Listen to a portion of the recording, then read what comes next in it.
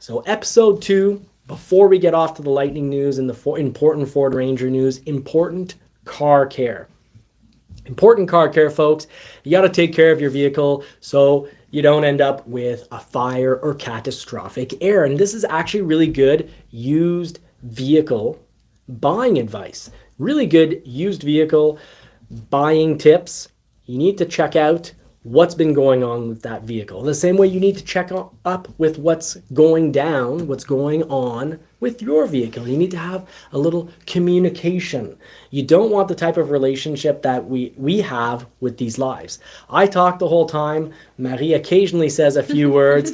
And while you guys do a great job talking in the comments, I really appreciate that. So it's not a one-way street. And I try to catch as much on this, as much from my left eye as I can with what's going on the screen. It's popping up on the left side for me. I get about a 10-15% of it. But you need to communicate with your vehicle. And how do you communicate with a vehicle? How do you have that, loving relationship with the vehicle and ask it how it's doing? Well, you get to pop its hood and check out its goodies. So check out your vehicle's goodies from time to time. And if you're shopping a used vehicle, these are the step-by-step goodie checklist. Check the little bits and parts and make sure everything's hunky-dory, folks. So you pop open your hood. You're going to want to take out your engine oil. Make sure it's a healthy color. If it's too dark, if it's too dark, or if it has metal pieces in it, it's really time to change your oil. If it's kind of like a greenish, brown color, it's because it's had green mix in with it. That means you've got a cracked head gasket and you've got radiator fluid going into your engine, and you are going to blow up your engine. You're going to have catastrophic flavor. There's no flavor with a blown engine unless you're getting a better engine and you're getting more cars and more power from it. But it's not a flavorful situation. It's an awful situation. So check the color of your oil. Try to recall the oil you're using, what color it is when you put it into the vehicle, and realize that when it's black, it's time to very much time to change it. And also follow your owner's manual for that. Now, your radiator fluid, keep an eye on the level. It should be its original color. Some radiator fluid is green, some radiator fluid is red. And you don't want to mix those colors. So if you do a radiator flush, because you're like, I want to save money, I'm going to do it myself. YouTube and Google a lot of your information, but also take pictures at the beginning of your job, the middle, and the end of your job. Just this weekend, with almost zero electrical experience, I took apart part of my pump for the pool, brought it in. They've changed the bearings inside it so it could stop leaking horrendously.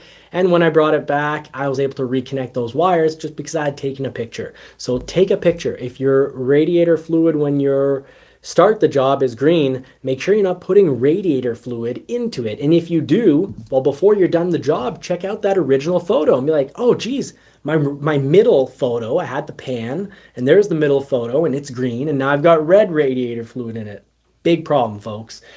So observation is so important. Just how earlier I said a major problem in society these days is people just go instantly online and trash something without thinking of the consequences of, if I think back to historically, the 1970s and then the 80s, the people from Britain generally trashed their own and ruined their own automobile industry. And of course, there was a prime minister in power who basically had the attitude of, well, we make crap cars, so let's not help them out. Forget about it. And they let go of so many of their car brands, so many good paying auto worker jobs, and they lost them all because, a bit of this attitude of, let's just bash what we have. I don't like this whole let's just bash what we have attitude without reflecting and thinking. Just like how I don't like whether, before you bash another human being, you should really think about it twice. Do you really need to, speak poorly of someone? What good will it bring? What's the purpose? And of course, have I really reflected for not, for at least quite a long period of time to actually make sure that what I'm saying is truthful? So I wouldn't want to be like this Ferrari, if this Ferrari owner, not the case, but imagine this Ferrari owner just trying to say, oh, well, it's the Ferrari's fault. Well, nowadays when other people video film you beating on the vehicle, well, it's a little harder to get away with. But often in communication, when people talk with each other in today's society, they're very quick to blame other people, tear other people down. I think that's unfortunate. Outsider Reviews is asking how I feel about motor feed. I think it's really important that you think about the consequences. If you're gonna, let's say, oh well, all Ford Mavericks are horrible because one caught fire, and not look at any of the circumstances, I think that's awful. But then if you, and I love Sir Slayer, I think was his name. I love how he went into all the details of what he did. And it's amazing. Honest, helpful information. He saw that there was oil in the motor, in the engine bay, and he kept on driving. So of course that oil is going to get warm. It's could get to heat it up enough to hit its flash point and catch fire. Well, once it catches fire, it's quite possibly there's fuel lines in there that are going to melt. And if the fuel lines melt, well, then you're going to have gasoline. And gasoline is going to make an even bigger fire and potential explosion. So really good how he went on and, fully reflected about the whole situation and fully shared. We're all so quick to make opinions, but I think an opinion is something to have at the very end. It's sort of like a conclusion to a scientific paper. You only make your conclusion after you've properly tested out your entire hypothesis. Your original thoughts, which are often emotional, well, you need to test them out. You need to have facts. So continuing with car care, check your radiator fluid. That's a really common one that can cause major problems. Check your engine oil. That's a really common one to check.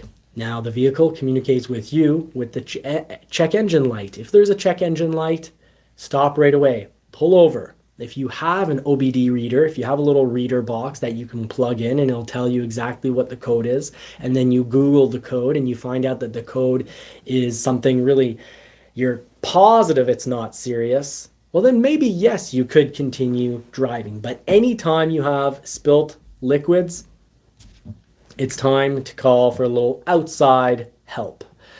Now, I'm trying to think if there's really anything else I can think of that would make me... Oh, if you're shopping for a used vehicle, of course, there's the front of the vehicle. Check underneath the vehicle, the sides of the vehicle. You don't want to buy something that maybe was just, covered up with putty, painted, waxed up nice so that the outside looks well. The underneath of the vehicle tells a real story. Now, if you're shopping a used vehicle, check the gas pedal and the brake pedal, the steering wheel, and the seat. If the vehicle says it's low miles, but the seat is quite worn, the steering wheel is quite worn, and probably, if they're smart, they've changed the gas pedal and brake pedal because that's very inexpensive to change. Well, just keep in mind, look at those variables, inspect, create a hypothesis on the vehicle. Your hypothesis is going to be your emotional response. You're going to go around the vehicle, and if it looks like a cool car, fast car, well, shiny car, clean car, you're gonna be like, oh wow, inside and outside it's clean, this thing must be good. No, it could be total crap, folks. It could be a crap box, a hot dumpster fire. So you're gonna wanna do your little review all around the vehicle, but then check for wear and tear. Steering wheel, it's usually pretty expensive to change a steering wheel. Not always, but that's one area. The seats, almost always expensive to change. So check the seats. If they're worn, but it's low miles, you've probably got a vehicle with faked mileage. Yes, these days in the modern world, modern vehicles like 2018, 2020, you can still roll back the mileage. Now, it's not as simple as just taking the dash out and putting a drill in the back and putting the drill on reverse and having the odometer click back. It's not that simple anymore. Now, it's in fear of getting shot, but I'll say it, it's organized crime. You pay for your territory, and once you've paid for your territory, well, you've got your nice expensive machine, and that there are some businesses that are going to pay to have that mileage turned back, and they're supporting organized crime. And I'm going to say it because if I ever go down one day and I go down for the right reasons, well, at least I went down. I lived life properly. Honestly, I helped as many people as I could, and I said the real deal. So the real deal is mileage still does get turned down. You need to inspect a vehicle. Now, That's true. thank you. And don't believe when sellers tells you that the car was driven by an old lady, especially when it has a sport kit and a subwoofer in it. Yes. It happens to my sister, and we're like, no, we don't believe you. It's not an old lady who has that kind of car. Grandma likes that 50 cent pumping out in the back with all the swearing. That's grandma's style right there. Yeah, so be careful. Inspect the car, look at stuff, and don't believe anything you hear. Yeah, check out the condition. Like I said, check out the seats. Now underneath, check the underneath condition. You don't want to buy, most vehicles nowadays don't have a frame. They're unibody, meaning they're kind of one piece. The bottom is all one piece. And if there are holes or a lot of rust will mean that it has the potential to crump easy or break. It's starting to get bad if there's holes. And don't be in one of those situations where there's like, oh, there's only a few rust holes that have gone through. Well, around the rust hole, that's all weakened metal. So the vehicle's very much less safe. So you need to check that out. Now, speaking about when you get told that the vehicle was owned by an elderly person, good and bad. Well, first of all, you can ask. In our area, you can see from the previous registration that they have to have on file. You can see in the last numbers, the 2 birth years are there. So if it says 81, you know they were born in 81. You know, if it says 2000, watch out. Watch out, especially if it's a manual, because I don't know very many 20-year-olds these days that know how to drive a manual properly. You're not supposed to drive with the clutch partially pushed in and the gas to the floor. Yeah. And Outsider Review is asking, I see a lot of advertisements saying only one owner. Are they allowed to lie about that? People break sometimes. laws. Well, just look at today's society. In today's society, it's very, very common to just go out and completely trash somebody and say someone did a bad job without actually reflecting on the situation. Mm-hmm. So, yeah, it's illegal to lie to the buyer, but there's a lot of illegal stuff that goes on. And it's not just automobile. Yeah. Business, period. No, it's not just house and business sales, buying and selling businesses. It's just all businesses. Mm-hmm. Heck, just, I won't get into a long story about this, but, a lot of people have this idea of, oh, well, if the government or if scientists say it's okay, then it must be okay. Oh, well, if it's in my toothpaste, if fluoride's in my toothpaste, it must be fine to have fluoride. No, there's a lot of things. Heck, certain hamburger joints are providing people with near toxic, can't call it food, but the hot, delicious garbage that's horrible for your health. We live in a society where all the food that gets pushed on us causes us heart disease and diabetes. And, cancer rates have gone from 1 in 20 to 1 in 3. There's a lot of wrong going down. So when you shop a vehicle, keep in mind, there is a lot of wrong going down in the world. So you need to check it out. So check that underneath of the vehicle. Also check if there was accidents on the vehicle.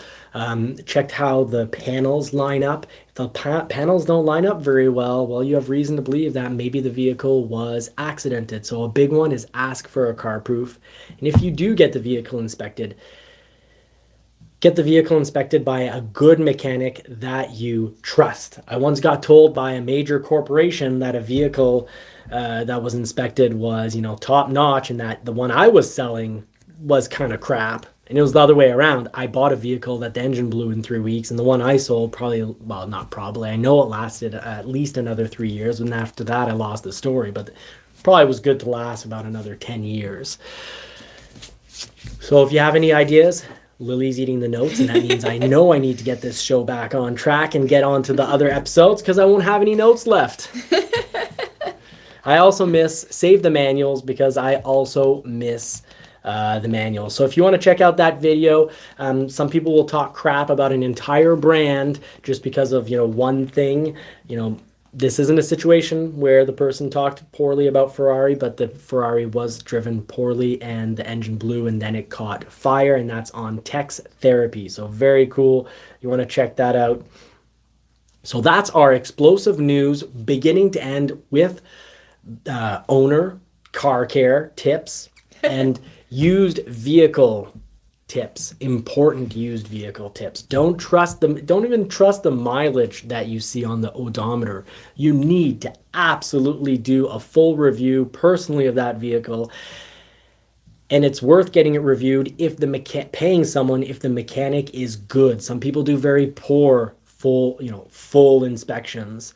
They're not really checking for a whole lot. So you need to make sure that it's a good, trustworthy mechanic that knows the tall tale signs, that's going to look into, what color is the oil, is there all sorts of metal in that oil, heck, even ideally check out the transmission oil. Does it also have metal in it? What color is it? These are all questions you need to be asking yourself.